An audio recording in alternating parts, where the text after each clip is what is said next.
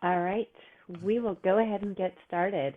Good morning, everyone, and thank you for joining us for the May Roundtable. I'm Gail Fagan, Program Manager for Research Development and Manager of the monthly OSP Roundtables. I know we have a lot of repeat attendees, but just for those of you who are new, just a couple housekeeping rules.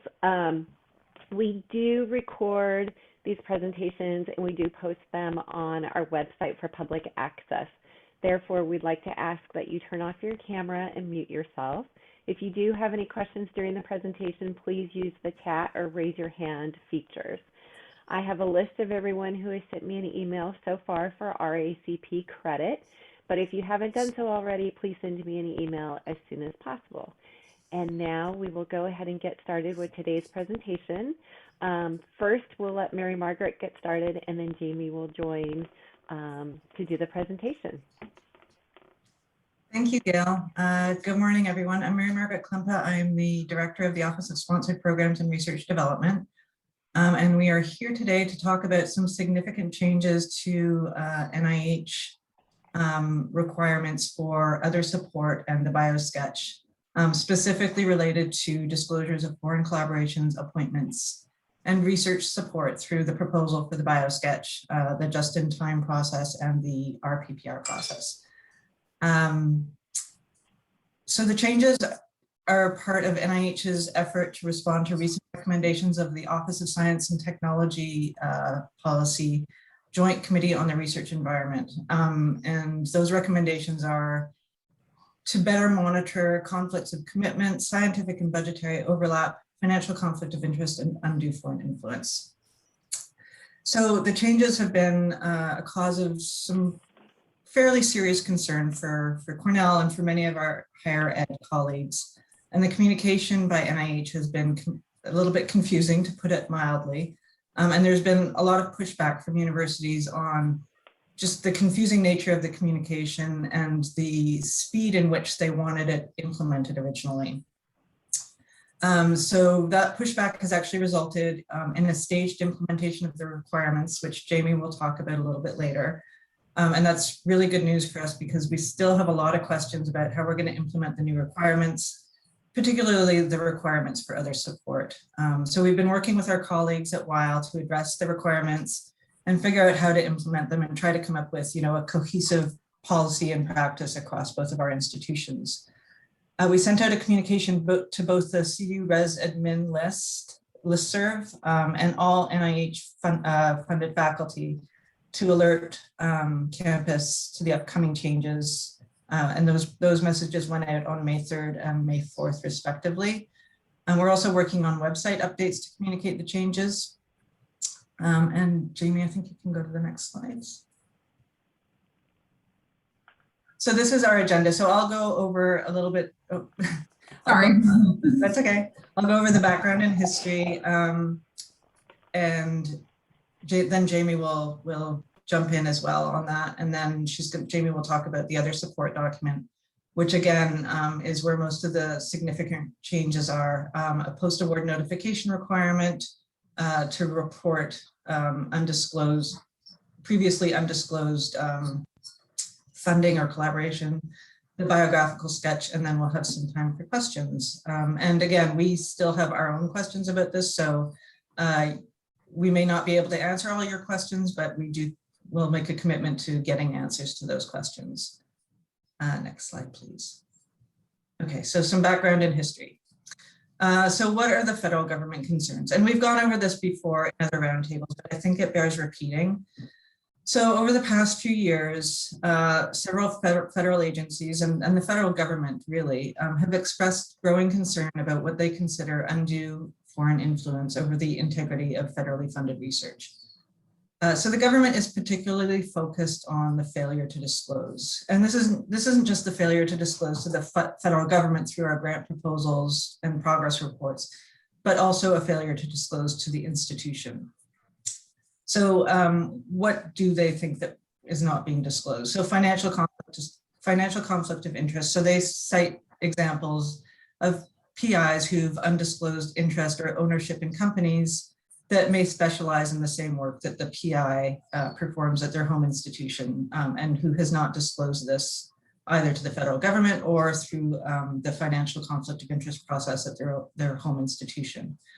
They're concerned about undisclosed conflicts of commitment, where a PI might have conflicting obligations among multiple employers, such as conflicting commitments of time and effort, or conflicting obligations about sharing or withholding information. They're concerned about external employment arrangements, where a PI might have a visiting appointment at another research institution and they haven't disclosed that in the Biosketch. They're particularly concerned about financial support that may not be held by the home institution and that is not disclosed in other support. They've also expressed concern about shadow laboratories and other institutions or other parallel research activities where the researcher may be using federal funding to benefit an undisclosed laboratory in a foreign country. And then peer review violations, where proposals have been improperly shared by members of the peer review committee with researchers from foreign countries. So the FBI has more than 1,000 investigations into China's actual and attempted theft of American technology. And we'll talk a little bit about perspective in the next slide. So, slide 2. So what are the higher ed concerns? This has been very disruptive to higher ed. One of our main concerns is that this will have a chilling effect on international collaboration. Society benefits from international collaboration. Of course, it enables cutting edge research and it strengthens our international relations. And the intense focus on foreign influence has the potential to diminish these collaborations. And that would be really unfortunate.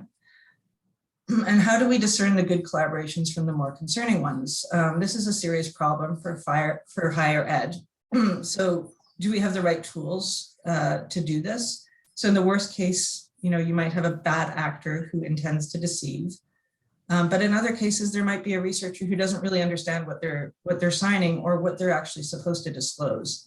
So how do we review those collaborations such that the researcher doesn't feel that he or she is under investigation? And through this focus on foreign influence, are we actually creating a climate of fear and suspicion for, where some nationalities no longer feel welcome in the US? That's a big concern for us as well. And we've recently seen negative impacts on foreign students and researchers who are unable to gain entry into the US. Of course, this has been exacerbated by the pandemic. And then administrative burden is a big problem. So it's the federal government's position that if one part of the university has information, then the entire university has that information. So for example, if something is disclosed in the financial conflict of interest process, we should be able to confirm that disclosure has also been made in grant proposals and research and RPPRs and just-in-times. And the agencies don't care that our systems don't talk to each other. That's for us to figure out. And we are trying to solve that problem now. And then of course, there's a lack of clarity in regulations. There's a lack of harmonization across agencies, and there is continually evolving guidance. Every few months there's new requirements that come up.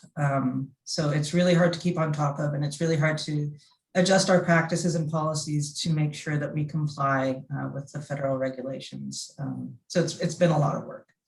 And again, just some perspective. So as we saw that there were 1,000 investigations, but the incidents that we've seen so far involve 87 institutions with confirmed violations of NIH rules by about 150 scientists. But when you look at the big picture, NIH funds scientists across the country and across the globe, and each year awards more than 60,000 research and training grants, supporting approximately 300,000 researchers. So that's just a little bit of perspective about how widespread this problem actually is. Next slide, please, Jamie. So finally, I think whenever we talk about these things, it's really important to talk about Cornell's commitment to global engagement. So as we know, our founding mission is that we're an institution where any person can find instruction in any study. We're a diverse community of students, researchers, and faculty representing over 90 countries. We have a strong commitment to global engagement, an appreciation of intercultural differences, and a spirit of collaboration for mutual benefit.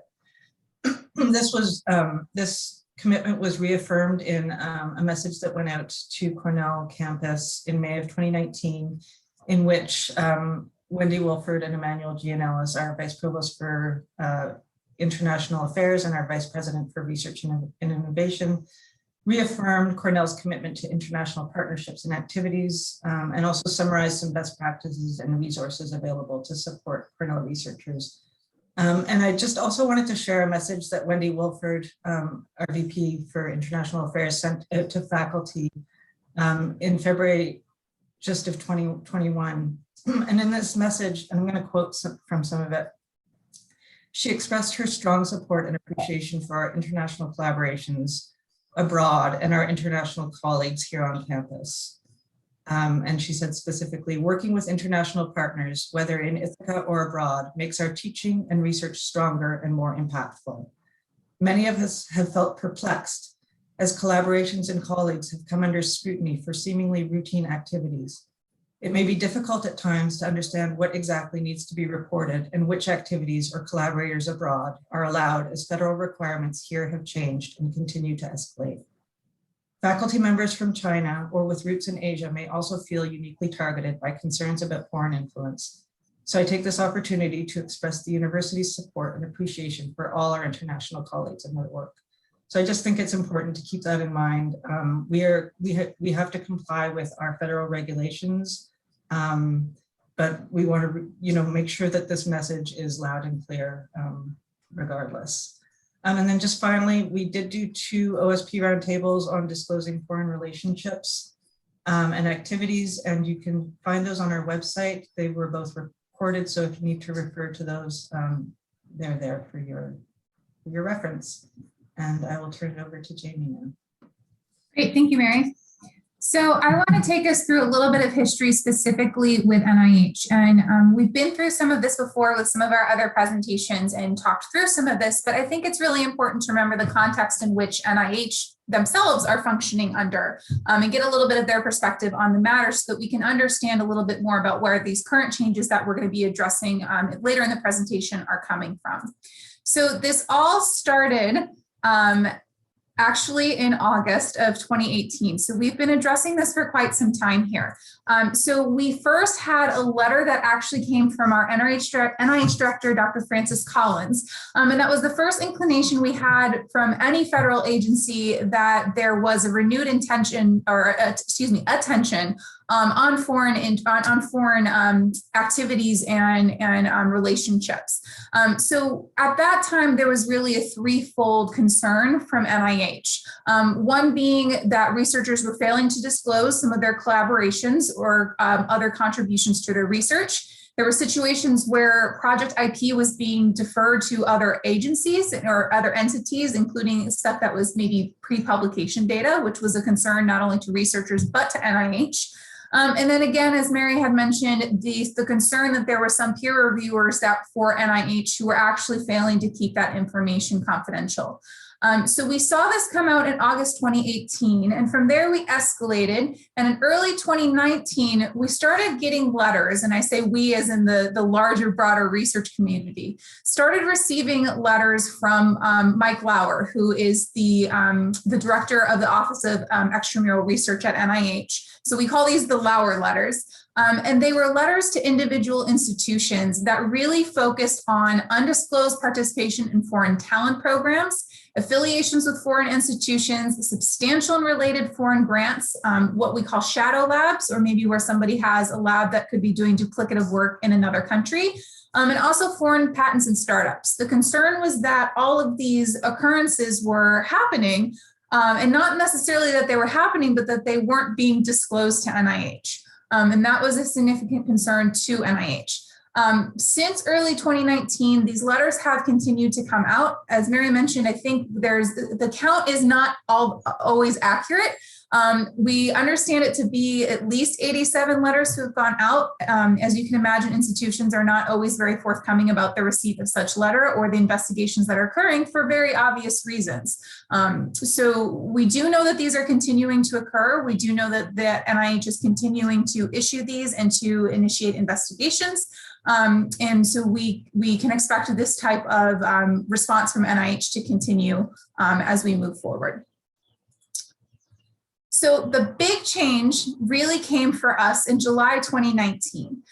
So this was when NIH issued a policy notice and FAQs. And for those of you who are maybe a little bit newer to research administration or to NIH, what NIH does very, very regularly, sometimes weekly or more than once a week, is they will issue a policy notice to update their core grant policy guide. And so that's what this was a policy notice that NIH came out with to update their core policy guide and give us new guidance about how we were to be working with NIH. So within this notice and the FAQs, there was a couple clarifications that really changed the landscape in which we were working with NIH. So one of those places was this idea of other support. The clarification that came to us from NIH is that we needed now to make sure that we were presenting to NIH within an other support document all financial resources, whether it's federal or non-federal, it's commercial, institutional, and basically all is all. So everything that was made available to a researcher's research effort. That was a significant scope change for all of us in the research community. Previously, we had understood all support to really be sort of what I think of as a smaller box, which is that which is held at somebody's home institution. So we here at Cornell, we could run through our records, we could come up with another support document listing all of the other support that a researcher had external to Cornell, and we could produce that to the PI for double checking and then submit that to NIH. What this clarification said is that now the scope is no longer the box of what is at Cornell, the scope is everything that benefits that researcher's research portfolio. So if that individual had a startup, had another appointment at another institution, or held maybe something as a private citizen that benefited their research, that individual researcher had to include that support within the context of the other support document. And so that's a larger scope and a change for us as administrators and as faculty, because no longer are administrators at Cornell in the position to be able to present basically the totality of a document and of somebody's researcher or researcher's portfolio. Now there needs to be a conversation and there needs to be possible additions to what actually has to be disclosed to NIH, which may actually come from outside Cornell. So that was a big scope change that we had in July 2019. The other thing that NIH brought up at this time was a reminder about the idea of a foreign component. And so this is where there is a significant scientific element or segment of the project that is performed outside of the US, either by the recipient or by a researcher in a foreign location. And that's whether or not grant funds are expended. So this has been a longstanding policy of NIH to have this idea of a foreign component. I think arguably NIH was not previously maybe enforcing their own policy or maybe looking as closely at foreign components. But through this reminder, we were reminded that this is a core piece of what we need to be including within the context of our application, as well as a post-award requirement. So if you have a foreign component within your application, you are obligated to include an extra document in your proposal submission that is a justification for the inclusion of a foreign component. And if you did not have a foreign component within your proposal and want to add one at award stage, that is a prior approval requirement that has to go through OSP. So there was clarification on that and enforcement by NIH of compliance with that requirement. One small note there, just because it is a point of confusion that comes up from time to time, is that foreign subawards are not defined as foreign components. So if you have a foreign subrecipient, you do not need to worry about completing the foreign component section of that application. The last section that they really focused on with this notice was reminders about financial conflict of interest. And reminders that that researchers are obligated to report and to follow their institution's FCOI policy and disclosure requirements. Again, this is coming out of that concern that not only were some researchers found not to have disclosed to NIH, they were actually also not disclosing to their institutions through the FCOI report. So it was a reminder to focus on that as well. So that brings us to where we are today. So we've been functioning with this expanded scope, and we've been dealing with that and coming up with new procedures and trainings and talking about this for the last about 18 months now. And what has occurred is we've now matured and moved past that with NIH. So in March and April, there were 2 different policy notices issued. Again, those policy notices changing that core policy document held by NIH. And they are implementing several significant changes to both the other support document and the biographical sketch, including the addition of adding a post-award requirement regarding the other support document. And we'll talk more in detail about that in a little bit. It also introduces a new Biosketch and other support document formats, which does have some significant changes to what we're used to. And it also significantly expands the scope of required documentation within the scope of the other support document. So you can see where we've moved from what we had understood for a long time to be NIH's concerns to about 18 months ago, getting that scope growth that we had. And now there is more formalization of that scope growth through additional documentation and template changes, as well as further clarifications to what NIH's expectations are. And as Mary mentioned, when this first came out in March and April, the implementation date on these changes was very quick.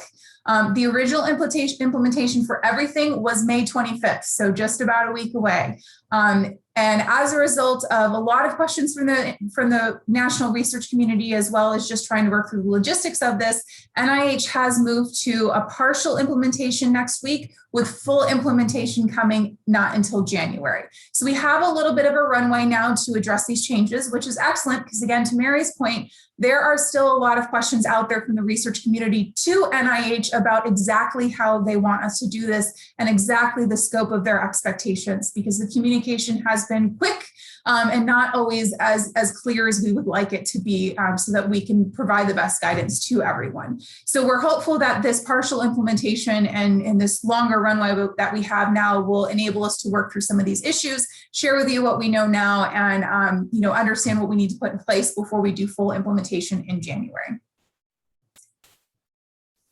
All right, so I want to move through the actual changes that we are talking about dealing, either that will be applicable in about a week from now, towards the end of May, or will come into play in January. So we're going to focus first on the other support document. A little more context here. So what is NIH, or what does NIH use the other support document to actually assess, right? So understanding the scope of what they're trying to accomplish with this document, which will help us understand why we're seeing some of the changes that we are. So again, they're interested in seeing all resources, and all is all, made available to an investigator, including any foreign activities, and they want to be able to consider this prior to making the award. Part of this consideration is going to include possible scientific or budgetary overlap between projects, whether they're domestic or foreign, just in general, looking for overlap. They're making sure that there's sufficient levels of effort that is committed to the project, and as well, looking at researcher time commitment and the potential for overlap or overcommitment. Overcommitment has been flagged by NIH as a concern, because nobody has more than 100% time in which to offer to the totality of their research portfolio. So that is something they are concerned looking at. They're also looking at making sure that the funds necessary to the approved project are actually in the grant award. So again, understanding the full scope of somebody's research portfolio, understanding where their other support is coming from, what that research is, how that fits into what they're asking from NIH, what does the budget look like, what does the commitments look like, and doing that type of analysis of the researcher before giving us the award. So then what is actually has to be included in the other support document? And this is what we're dealing with at the moment here. So some of this is going to sound familiar to you. So there's 2 types that we are responsible for reporting on the other support document. The first is our financial support. So those are the sponsored awards that are going to support an investigator's research efforts. And again, this is whether it's at Cornell, at another institution or entity, or something that they actually hold maybe as a private citizen. So it's everything that supports that individual's research efforts. Again, not something that Cornell can independently produce for a researcher any longer. We can certainly give portfolio or the Cornell information, but additional information about what that individual may hold outside at Cornell would have to be added by that researcher. Startup packages from entities other than Cornell do have to be included in another support document. And we'll talk a little bit in a minute about sort of the reverse of things that maybe don't need to be included, but you can sort of glean from this comment here that startup packages from Cornell are not something that need to be included in the other support document. But if there is startup from another entity, that needs to be included. Institutional awards at Cornell or at other institutions that are separately budgeted and accounted for do have to be included in the other support document. And that's an important one to remember. I think sometimes those are maybe left off because they're not considered maybe something that is sponsored. If we think of sponsored as the classic definition of something that is external to our institution, but NIH expectation is that institutional awards that are going to be separately budgeted and accounted for will be included on the report as well. So the second type that we have here are in-kind resources. So in-kind contributions, we typically think within the context of cost share. So I sort of want to divorce that for a second and think about this in a little bit of a different way. So when we're talking about in-kind contributions here, we're talking about things that may or may not have value or effort associated to them. And I say value as a dollar value, but still hold some sort of inherent value to a researcher's portfolio. So these are things like office and lab space, equipment, supplies, support for laboratory personnel that may be coming from an external entity, high value materials that aren't freely available, things like chemical or model systems, additional technology, and also any employee or student support that is given by an outside source.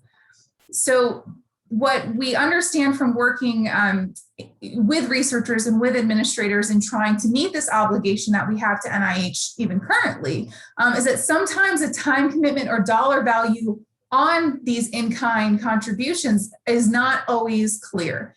And so NIH has confirmed for us that in those cases, they're looking for us to make the most reasonable estimate of what either a dollar value or an effort associated with that in-kind resource would be. I think that I always like to give an example about this one just because it's a little bit more in theoretical space. I think most common we see this actually within the context of another entity paying maybe for a student to come work in your lab for a period of time. That would be an example of an in-kind resource. And that may be something that has PI effort associated with it. You may the agreement very well may be with the outside entity that you as a researcher get the student as long as you dedicate 2 weeks worth of time towards maybe mentoring them full time or whatever the arrangement is. Or there may just be a dollar value where you get $50,000 for 1 year to have the student in your lab. There could be either, both, or neither. In the case of neither, we again have to look to that second bullet and try to make the estimate. I think the other one that I use an example sometimes is maybe somebody, you have a friend, at another institution who has a really cool piece of equipment and they're willing to give you 1,000 hours on that piece of equipment, but in exchange, you as a researcher are going to spend some time with them over the summer, mentoring a couple of their students on how to use that equipment, right? That would be an exchange of effort, and that effort that you're expending in exchange for that equipment time would need to be reported on the other support document as an in-kind resource. All right, so now that we understand what is going to need to be included on the other support document, there we go. So again, I want to talk about this just in reverse to add some clarity. What does not need to be included? Anything that is a Cornell startup package. Gifts do not need to be included. Keep in mind though, that a gift really has to meet the definition of gift, right? A gift is when you give something to someone and you expect and you're getting nothing in return.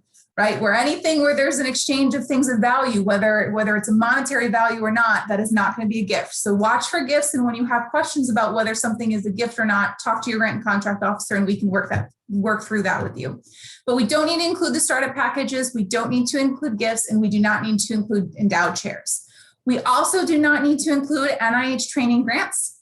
And we do not need to include non-financial resources that are available to the Cornell community at large. So these are things like core facilities or shared equipment or other non-financial resources at Cornell that are not supported by an outside source. right? I think the idea there is an understanding by NIH that as a researcher at Cornell, you are afforded access to shared facilities and to some other shared resources. That is not the scope of what they're looking to capture through this document, right? They're looking for things that are maybe unique to you as a researcher, or are unique to your needs as your research portfolio. All right, so now that we've got a good understanding of what our other support document is attempting to capture, what are the actual new requirements that we're talking about? All right, so effective May 25th, so effective next week, the use of the other support document template, the new template, is encouraged by NIH, but it is not required at this time. And we'll talk a little bit more about the template in a couple minutes, but at this point, we are being encouraged by NIH to use it, but it is not a requirement. What is a requirement is that consulting agreements, when the PD or PI or other senior key personnel will be conducting research as part of the consultant activities, must be included as other support. So we can't universally say, oh, it's a consulting agreement, I don't need to report it anymore, right? The question is, if you have a consulting agreement, whether the scope of that consulting agreement includes research activities. So anything that is not consulting non-research does not need to be included. Anything that is consulting that has a research component does have to be included. And looking at how you define research, I would encourage us to look back to the uniform guidance and look at that definition of research, which is, I think, largely, I'm trying to remember the verbatim, but it's a systematic study of a question, essentially. And we can certainly help somebody who's trying to make the distinction between the two. But we need to make sure that we are including things that have to do with research. If it does not have to do with research, we do not need to include it. All right, the other requirement effective in about a week here is that translated copies of foreign employment or appointment agreements and any agreements for foreign support that is listed on the other support document must be available. The researcher must have these available if requested by either Cornell or NIH. And we'll talk a little bit more about what happens in January, which will sort of make sense why we're asking for these at this time. But right now, there is no requirement to disclose these to NIH unless they are requested. And same with Cornell. If there's a situation where, right, NIH is requesting them from us, we're going to be looking for them as well, and work with the PI through that disclosure process to NIH. And the other thing to note here is that the copies do have to be translated. So if these foreign agreements are not in English, a translation is going to need to occur. We've asked for clarification from NIH as a national community about whether like a Google Translate would work. And I think at this point that we've been told that is a possibility. But I think I hesitate slightly because I know sometimes Google Translate is not accurate. So I still think we would need to work through, that translation and make sure that it's okay. I know I had one situation, we got an agreement in Korean and Google Translate started talking about cows and it had nothing to do with cows. So we do have to be a little bit careful there, but there is the requirement that these agreements are translated into English. The other new requirement that does expand our scope from what we are used to is that other support now must include 3 past years of completed support. So to date, we have been required to include what is current and what is pending within the context of an other support document. Now we are being asked to include current, pending, and the past 3 years of support. So again, the scope has grown from what we're used to into that larger scope. And that does apply to what you held at Cornell and what may have been held external to Cornell as well. And then the last thing here, we'll talk about a little bit in detail, more detail in a couple of slides, but there is now the requirement that all researchers and all administrators must notify the assigned grant and contract officer immediately upon discovering any previously undisclosed support.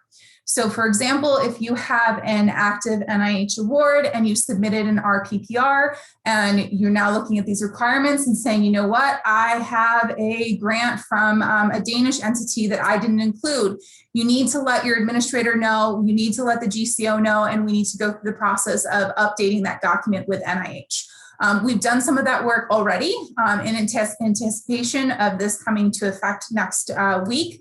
It's not, I would say, tedious by any means. It's, conversation between yourself and the GCO, understand what we need to disclose, sending that email to NIH, and getting their response and moving forward from there. So I wouldn't say it's overly burdensome, but it is an explicit requirement moving forward that we must know. So when this happens, please do reach out to your GCO and we will work with you through that process. All right, so then the question is, because we're going through the staged implementation, what then is actually going to affect in January? So in January, the new other support document template must be used. So right now, again, we're being encouraged to use it starting next week. In January, we must use that document, and that's going to be for all of our just-in-times and all of our RPPRs. That document actually splits the financial and in-kind support, those two categories, into two separate sections within the document. So we'll need to follow that template and split those out as well. The other big significant change to this is that the other support document now must be signed by that PDPI or key personnel to certify that the information within is complete and accurate. So there is now a signature block that is being added to the template that must be signed upon submission of this document to NIH. And we'll look at an example of that in a second. And then this is sort of the other half of the staged implementation with the copies of agreements. So again, translated copies of foreign employment or appointment agreements and any agreements for foreign support that is in your other support document must be provided to Cornell and must be attached to the other support document that is submitted to NIH. So you can see where starting next week, these copies need to be on hand if requested, where in January, these copies are going to have to be provided. So again, we've got a little bit of a runway to implement this before that full disclosure and that full upfront requirement hits us in January, but we need to be prepared starting next week to produce those when requested. I see we have a couple of chats. Let me just double check. All right, great. Just want to make sure I didn't have any questions. All right.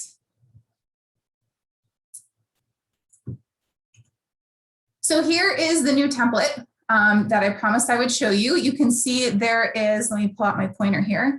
There is one section here, other support, and then you can see there's in-kind over here. So we've got now two sections. We've got that financial other support and we have that in-kind other support. And then here is our new attestation for the individual for whom this other support document is being completed. So you can see that it is certifying that this document is accurate and they are accepting the obligation to follow the terms and conditions if this project is awarded. And there is a statement there reminding us that, fraudulent or fictitious statements could result in criminal, civil, or administrative penalties, which unfortunately has been the result of some of those 87 cases that we've seen over the last 18 months or so. So again, putting in perspective, the instances in which there are individuals who are serving as bad actors, has happened. And that is some of the result of what we're seeing here. But it is important to keep in mind that NIH is actively making sure that this is accurate. So it is important to do your full disclosure within the context of this document. All right. Okay. So I mentioned this before, and I just want to touch base on it again, the other support post-award notification requirement. So again, the requirement from NIH here is that when a recipient organization discovers, and remember, keep in mind, to Mary Margaret's point, right, NIH has the perspective where if one part of the institution knows something, the institution as a whole knows something, right? So if a PI identifies this, if any administrator identifies that this is occurring, then the institution knows, right? So here's the requirement, right? When a recipient organization discovers, so anyone in Cornell discovers that a PI or other senior key personnel on an active NIH grant failed to disclose other support information outside of the just-in-time or RPPR, the recipient must submit an updated other support to the grants management specialist named in the notice of the award as soon as it becomes known. So there is not a lot of lag time here, right? So the obligation is for the institution to say, hey, something was missing from this, got to tell the GCO what's going on, and we have to notify NIH as soon as possible of the issue. So to implement this, we look at a certain second bullet point here. So any PIs or campus research administrators are expected to reach out to their assigned grant and contract officer should any undisclosed other support information be discovered. And the time frame for that is as soon as it is discovered, so that we are still compliant with the requirement on the institution to notify the GMS as soon as possible. Again, we've started the process of this a little bit in anticipation of the applicability coming into play next week. Not super burdensome, pretty easy to accomplish. So the barrier for entry should be pretty low. I think the importance is making sure it's understood by both researchers and administrators at Cornell that there is an obligation to let the GCO know what's going on. So please don't hesitate to reach out. And if you're not sure, reach out to, and we can help you navigate the situation and figure out if disclosure is required. All right. Jamie, there's a couple of questions, and I don't know if you want to address them now or wait. We can address them now. Let me take a look here. Let me just switch back since we're still on our other support. Let me see here. All right, here we go. Yeah, so NIH training grants do not have to be reported. What about other types of graduate student support like NSF fellowships, Sloan, HHMI fellowships, for example? Yeah, great question. So this is one of the points where I would love NIH to be clearer about their expectations beyond NIH training grants. I believe right now the language speaks uniquely to training grants, which is the scope of what they're giving us is the exclusion right now. I would venture to say that it is not too far of a stretch to assume that other fellowships are probably outside of the scope of what NIH is asking for, but that's not what they've said thus far. So this is one of those points where I think further clarification from NIH is needed to make sure that that is their intent to include training grant or to exclude training grants as a category rather than just what is NIH training grant. I think if I can just jump in, I think it really depends on the nature of the relationship. So for example, if the PI is just acting as a mentor to the student and is not actually having the student, involved in their own research activities, that would not need to be reported. But if the PI has that student actively involved in their research program, it would need to be reported. I think that's a fair assessment. Let's see, another question here. If there's a proposal that is pending on, RPPR just in time, do we need to send an update upon award, even if it was accurate at the time of report? Yeah, good. So the timing of when you have to update the document is a good question. So at this point, I'm gonna split hairs a little bit here. At this point, NIH has not, so let me take that back. So at just-in-time stage, we provide an other support document. We are obligated in between the time in which the just-in-time is submitted and the award is made. If there are updates to be made to the other support between that time period, we are obligated to let NIH know about that. And that's actually been a long-standing requirement that is not new as part of this conversation. But again, I think there's renewed attention on it. So we are obligated in that space between the submission of the just-in-time and the issuance of the award. We are required to report on that. Once the award is issued, there is technically no obligation to report to NIH until that RPPR. Right. I think the post-award requirement is really concerned with a situation with you report the RPPR and then you go, wait a second, I forgot something on the RPPR. I need to add it. Right. Again, this is another place where I would love NIH to give us more clarity because this is my interpretation based on their FAQs and is not based on their direct answer to the question.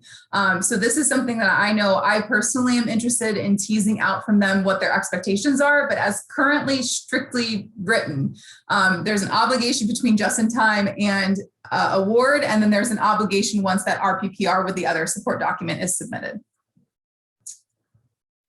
Okay, we were previously told to report MTAs. Do we need to report them now? I would venture to say it is quite likely that you are going to need to include an MTA if that material that is provided to you is unique to you and benefits your research. Mary, did you have a comment on that? Yeah, so just as an example, so I think that and it's not completely clear, but I would say thinking through this, resources that are uniquely available to the research. So if we think of something like the AdGene repository, where any researcher who's affiliated with, a US higher education institution can, just apply and request materials, I would say that those are not uniquely available to the researcher and should not be included. So I guess when in doubt, ask. We don't always have, a definitive answer, but if you can sort of think through that uniquely available to you, not just to researchers, but to you as in your specific role. Yeah, and I think that actually brings up a really good point. I think I want to be careful about over categorizing what does and doesn't have to be disclosed, right? We've gotten 2 questions now that kind of speak to the distinction we're trying to make here, right? We can't universally say you don't have to put training grants and other support, and we can't universally say you don't have to put MTAs on other support, right? Or even a licensing agreement, right? It really comes down to looking at the requirements from NIH, looking at the actual obligations and commitments and benefits you're receiving from that agreement, and determining whether that agreement is something that needs to be disclosed. And again, these are nuanced issues, and they are a lot of times very unique to an individual researcher. And so when you're not certain, when you have a researcher who's not certain, reach out to the grant and contract officer. Let us help you work through that and work through the conversation. Sometimes you just need to talk it out with somebody, and that's part of what we're here to help you through. So please don't hesitate when there's uncertainty. But I do want to hesitate against too much over categorization, because it really, from NIH's perspective, is coming down to their requirements and not agreements as a category. Great. All right, I'm going to move on to biosketches. We are going to have time at the end of the session, so please keep the questions coming, and I do want to go through them as you have them. So please continue in chat as you feel comfortable. All right, so there have also been changes to the biographical sketch. So again, looking at this from the perspective of what are we required to disclose now, we have to include any position or scientific appointment held by an investigator that is relevant to the application. So this is going to include domestic, foreign, paid, unpaid, full, part-time, voluntary. It is, again, we're looking at that large scope of appointments. So not just necessarily what you've held as a researcher, as a postdoc, moving to an assistant, moving to associate, full professor, not just that, but also, courtesy appointments with other institutions and things like that as well. So to that point, this third bullet point here, titled academic, professional, or institutional appointments, including those that are adjunct, visiting, or honorary, must be disclosed. So it is not just that which you are employed at, but maybe things that you are given as an honorary title. Outside activities that are not research related. So for example, serving on a scientific advisory board for a startup company, where the investigator's not going to do any research, do not need to be included in the disclosure, but may still require disclosure to Cornell in the annual FCOI disclosure, right? So again, we're looking at those appointments where maybe research could be occurring, not, serving as an expert witness. Right, that's not the kind of appointment we're looking for. We're looking at those appointments, again, that are your employment, but also things that, are going to be academic, professional, or institutional appointments, even if they're an honorary title. All right, so again, we're going with that staged implementation here with the Biosketch as well.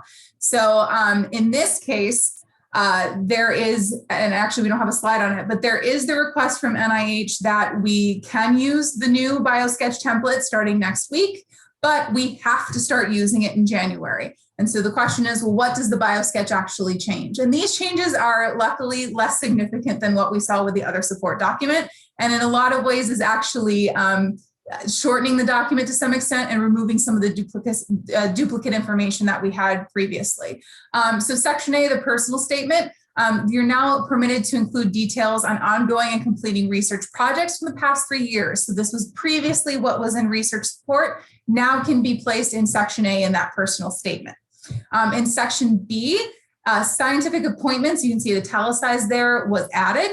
So this section has been expanded to require disclosure of all positions and scientific appointments, again, both domestic and foreign, including affiliations with foreign entities or governments. So just as before, you can see the scope is similar here. This is include our titled academic, professional, institutional appointments whether or not there was any payment received, and whether it's full-time, part-time, voluntary, including all of those courtesy appointments there as well. And then section D has been removed from our non-fellowship applications and been removed from our PPRs. So section D is now only present when we're looking at a fellowship version of the Biosketch. So now only if you're applying for a fellowship is section D going to be required. And it no longer includes research support. It's only going to include scholastic performance in that case. So you can see, it's kind of the same information and the same scope that we've been addressing since July 2018 or 19, but it's sort of been moved around, and that duplicate section there on research support has really kind of been eliminated. There's an opportunity to speak to it in section A now, but the requirement has been eliminated. And that's because I think there's recognition by NIH that there's some duplication of what is then provided in the just-in-time through the other support document. So there's the removal of that. All right, so this is our big slide. So I've taken everything that we've talked about today thus far, what our current requirements are, what those requirements are going to be next week, and then what we're looking at January. And I've really put them into one slide. And we will post this presentation online, and please feel free to snapshot this and share this as needed to help sort of really flush out what we're dealing with here. So just to briefly talk through it again and really summarize kind of where we've been today and where we're going through the next couple of months here. So currently, we're in that position where all of our senior and key personnel must report all support related to their research, right? Funded, in-kind, domestic, foreign, at Cornell, at another institution, right? That box that grew, it's got to be in the other support document that's provided with the just-in-time or the RPPR submission, right? So currently, we're in that bigger box that we talked about. As well, currently, we have to provide all of the positions in scientific appointments, again, paid, unpaid, domestic, foreign, that are relevant to the application, including those affiliations with foreign entities or governments. Those have got to be in the Biosketch. So this is sort of where we are. And again, we've sort of been here for the last 18 months, so a lot of this is familiar to us already. All right, so next week, this is where we're at. We can use the updated other support document and updated Biosketch templates. We can use those new templates starting next week. Use by them is encouraged by NIH, but is not required. So we are free to use the templates that we are all used to and comfortable with, and that's fine. Big new change here is that those translated copies of our foreign employment appointment agreements or any agreements that are listed as foreign support on the other support document must be available if requested by Cornell or NIH. So that is a change from what we've seen before. Again, the other change is that we've gotten that clarification that our consulting agreements, when there's research as part of the consulting agreement, must be included in other support. The other one is that expansion of scope again now. It's not just current, it's not just pending in the other support document, it is also 3 years of completed support that now have to be included. And then the last thing here is, again, what we talked about, where all researchers and administrators must notify the GCO immediately upon discovering a situation where there's undisclosed other support. Again, if you're uncertain, we talked about the timing is a little unclear from NIH at the moment, just reach out to us. We're happy to help you navigate through the situation, no problem. All right, and then moving into the future, looking into January, it's going to be everything we've talked about, plus the templates must be used effective January 25th. So January 25th and onward, anything that we submit to NIH has got to be in the new templates. Those translated copies of those agreements are going to have to be provided with the other support document that is submitted to NIH, both with the just-in-time and with the RPPR as well. And then the other big change is that all of our other support documents must be signed by the individual for whom we're disclosing. So they're actually going to have to sign that document, and then we can submit to NIH, again, both with the just-in-time and the RPPR. All right, so questions. And I know I've seen a couple in chat, so let me just take a look here. All right, let's see. Okay, let's catch up here. So let's see, almost all biologists who have students who are on non-NIH fellowships are supporting the student supply and travel expenses, from either NSF, USDA, DOE, or NIH funded projects. Yeah. Like to have OSP ask NIH about this, be a major change for faculty, to report these fellowships for students working on it. Yeah, absolutely. We can absolutely follow up with NIH. Happy to do that. I can appreciate that the scope of this could be significant. Can I just maybe just ask a clarification here? So those projects, NSF, USDA, DOE, et cetera, are already included on the other support, are they not? Maureen, okay, let me just explain. So the projects are included, but if I have a student supported by an NSF fellowship or a Sloan fellowship, I do not list the student's fellowship on my other support. In the past anyway, and I think it's ridiculous actually to list it for the new other support, but if NIH wants us to do that, I'd like to know. So if the fellowship is to the student directly and not to you? That's right, the student has a Sloan fellowship or an NSF fellowship, but I am supporting that student off the NIH grant in order to pay their supplies and their equipment and everything else. So that's why I'm asking whether that would be considered, outside source supporting my NIH project. So are they working on the NIH project? That's right, they are, yes. Yeah, I think they are expecting you to report that then.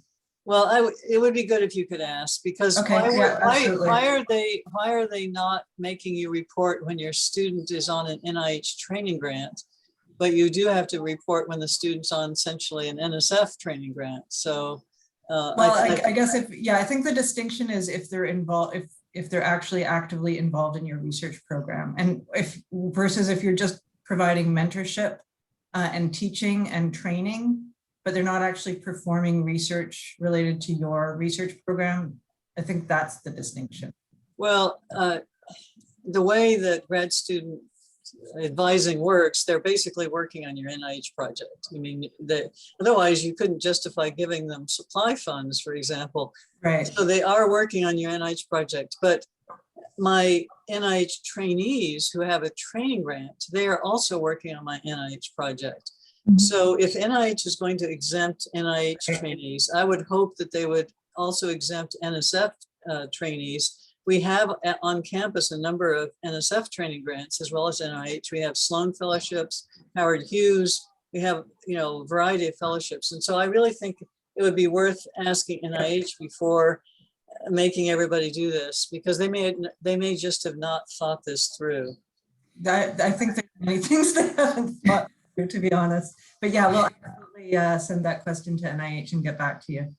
And I think one thing to keep in mind though is that, again, NIH's scope of concern is that there hasn't been reporting of foreign instances of this happening. So I definitely think we need to ask the question, but it would not surprise me entirely if NIH is only willing to make the exclusion for their own programs because they're concerned that they're not getting the information about foreign supported instances where this is occurring. Where there's a foreign support of a student who's working on a project. But again, I think we need to ask the question, and I think hopefully, I think we're not the only institution who would have this concern, and I would hope that NIH would be able to work through, dicing the difference between a concern with an NIH or an NSF fellowship versus a foreign fellowship. And help clarify the reporting here. But I think this is also a good example of where NIH needs to do a better job communicating with us what their expectations actually are. But thanks, Maureen. That was a really good question and really good point. Let's see, Ellen's got a question here that's a good one as well. Do you have any advice on over-reporting? Yeah, I've been leaning on the side of caution and listing all MTAs and all fellowship support for our faculty. Is there any instance where this could be harmful rather than helpful? I don't know that I would see it as harmful rather than helpful. I would see it as administratively burdensome for everyone who involved, as well as just outside of the scope of what we're required to do. I mean, the foreign influence and reporting requirements are not a small feat for researchers or administrators to manage. And I know I'm personally am interested in identifying those places where we can eliminate concern for some categories or for some types of agreements, so that we're not burdened by maintaining the disclosures for those. Is there any harm to over disclosing? No. I mean, NIH has made the clear statement that when in doubt, our tendency should be to report. They would rather over report, but again, that's burdensome for everyone involved, including NIH. And I think that's one of the reasons why myself and Mary and so many of us who are working on this issue across the country are looking for NIH to really clarify the scope of their expectations, because no one wants to do the extra work we don't need to. This is already extra, uncompensated effort that all of us are having to undertake. So wherever we can eliminate the need for additional beyond that, I think is ideal for everyone involved.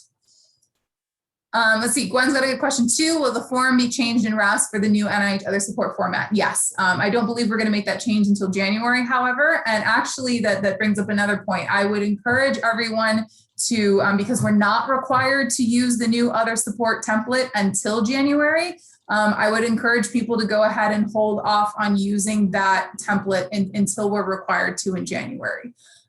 There's still a number of questions that we have for NIH that are out there waiting for NIH's response regarding, if I use the new form next week, does that mean I have to sign it?